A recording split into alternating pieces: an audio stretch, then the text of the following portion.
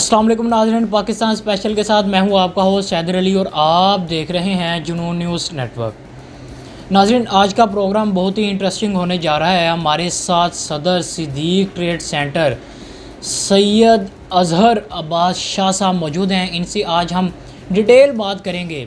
Dollar की कीमत ऊपर जा रही है, घी की कीमत ऊपर जा रही है, आटा, चीनी, यानी कि किसी भी चीज़ को अगर देखा जाए तो उसकी कीमत ऊपर ही जा रही है, नीचे क्यों नहीं आ रही।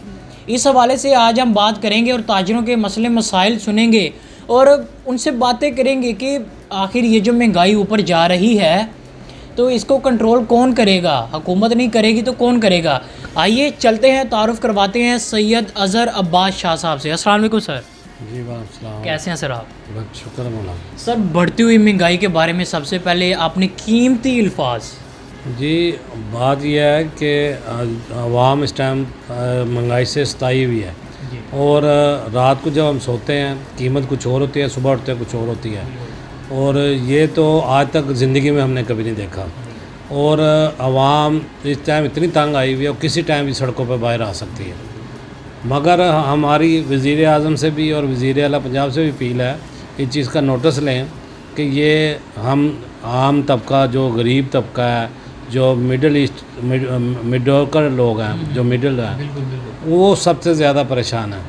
और आवाम दिन ब दिन कभी बिजली के यूनिट भी महंगे, पेट्रोल महंगा, घर की एशिया खाने पीने की सबसे महंगी है। अब बाहर के मुल्कों में ये होता है कि जो आम चीज़ होती है घर में यूज़ करने के लिए, खाने पकाने के लिए, या जो भी फूड में इस्तेमाल होता है वो सस्ती होती हैं और लग्जरी चीज़ें महंगी होती हैं। यहाँ पे ये हाल हुआ हुआ है कि ये भी इतनी महंगाई हो गई है कि अब तो दाल भी घर में पकाना मुश्किल हो गई है। बिल्कुल ऐसी है। जैसे कि आप सदर हैं सिद्दीक ट्रेड सेंटर के, लोग आपके पास आते होंगे अपनी मजबूरियाँ लेके, उस हवाले से भी बताएं। असल में यहाँ पर हमारा काफ़ी लोग जो रेंट पर हैं, जिनकी शॉप्स हैं, एक तो ये कोविड की वजह से लोग बहुत परेशान, ना उनके रेंट निकलते हैं ना उनके सेलें हैं। इस वजह से भी जब उनकी सेल नहीं होती तो जब महंगाई होती है उनकी जो घर में जमा पूंजी है वो भी लग चुकी है। तो ये इस वजह से जॉनसन है, आवाम बहुत परेशान है। तो ये खुदारा दवाइयाँ महंगी हो गई हैं, मरीज़ परेशान है। मसलन कोई चीज़ ले लें, कोई ऐसी चीज़ नहीं है जो महंगी नहीं हो रही और कोई एक्शन नहीं हो रहा। और जब ये कहते हैं कि भाई इसकी कीमत कम कर दो, वो उसकी डबल बढ़ा दी जाती है। ऐसे ही है। लेकिन एक ये भी बात देखी जाती है कि किसी भी चीज़ का अगर नोटिस लिया जाता है कि कमी की जाए, जैसे अभी आपने बात की, तो कमी की बजाय रेट ऊपर जाता है। क्या माफिया इतना स्ट्रॉन्ग हो चुका है? जी, स्ट्रॉन्ग ही है तो ये हो रहा ना हो तो कैसे। अब मैं कहूँ कि ये पता नहीं या नहीं। हाँ। माफिया का इस टाइम राज है। माफिया कंट्रोल करना वज़ीर आज़म के कोई मुश्किल नहीं है अगर वो सीरियस होकर सोच लें। मगर बात यह है कि आम जो रोज़ की चीज़ है, खाने पीने की, घर में 3 टाइम जो खाना पकता है, दाल, चीनी, आटा, जो घर के तेल हो गया, कुकिंग ऑयल हो गया, कुछ भी इनको चाहिए कि सस्ता करें, आवाम को रिलीफ दें। जो आगे अगर ये चाहते हैं आना या कुछ करना चाहते हैं तो मैं नहीं देख रहा कि ये आगे आएंगे।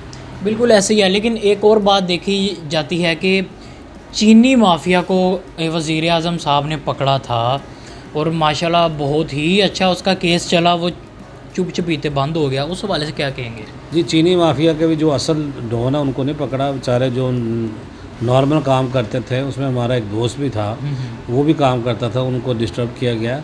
अब वो क्या है, उनकी ज़मानतें हो गई हैं, ख़त्म हो गया। FIA ने पैसे खा लिए हैं, ठीक है ना, सबसे पैसे लिए हैं।